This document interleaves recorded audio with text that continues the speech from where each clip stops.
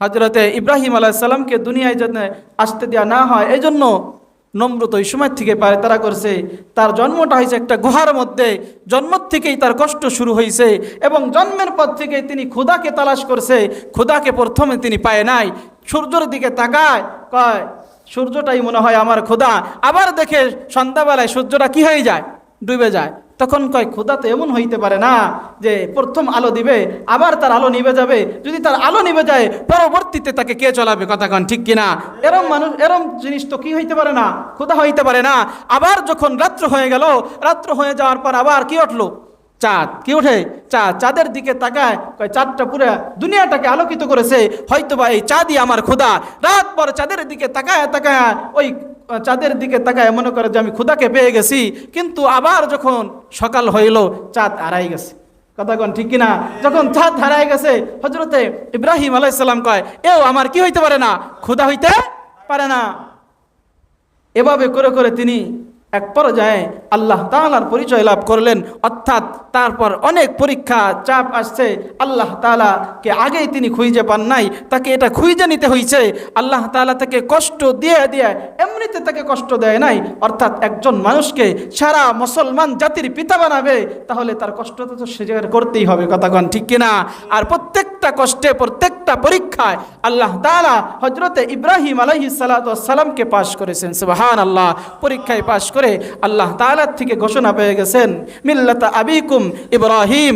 এই মিল্লাতে ইব্রাহিম, হযরতে ইব্রাহিম আলাইহিস সালাম এই মিল্লাতা আবি সকল মুসলমানদের পিতা হিসেবে গ্রহণ করে দিলেন। সুবহানাল্লাহ। তাহলে আমাদের জাতির পিতা কে? ইব্রাহিম আলাইহিস সালাতু ওয়াস সালাম। এই তার পরীক্ষা শুরু না, এমনকি তাকে কি করছে, আগুনের মধ্যেও নিক্ষেপ করছে। ওই আগুনের মধ্যে যখন নিক্ষেপ করবে নমরুদ, তখন হযরতে জিবরাইল আলাইহিস সালাতু ওয়াস সালাম এসে বলে, হে ইব্রাহিম, তোমার কি কোনো সাহায্যের দরকার আছে? সাহায্য চাও, আমি এই আগুনকে নিভাইয়া দিব। তখন ইব্রাহিম আলাইহিস সালামের ঈমানের কি পাওয়ার! হযরত ইব্রাহিম আলাইহিস সালাম বলতেছে, আমাকে যে একটু করে আগুনে ফেলাবে, এটা কি আমার মালিক দেখতেছে না? সুবহানাল্লাহ। আমার মালিক যদি দেখে, আমার মালিক যদি আমাকে আগুনে ফেলাইয়া তিনি খুশি থাকেন, আমি আগুনের মধ্যে যাইতেও খুশি। সুবহানাল্লাহ। এটার নামই ঈমান।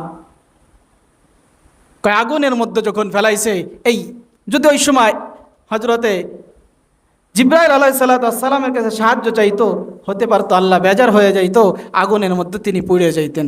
যেরকম জাকারিয়া আলাইহিস সালাতু ওয়াস সালাম আল্লাহর কাছে সাহায্য না চাইয়া যখন গাছের কাছে সাহায্য চাইলেন, তখন ওই গাছের মধ্যে যে পালাইলেন, পালানোর পর ওই গাছকে ওই কাফেররা মনে করলো এই গাছের মধ্যেই পলাইছে, সূত্র রয়ে গেছে, পাঞ্জামির এরকম কাপড় বেড়া রয়েছে, পুরোটাই ঢেকে গেছে, কিন্তু কি পাঞ্জামির কাপড় বেড়া রয়েছে, ওই সূত্র দেখা কাপড়রা কয় এই গাছের মধ্যেই ঢুকছে জাকারিয়া।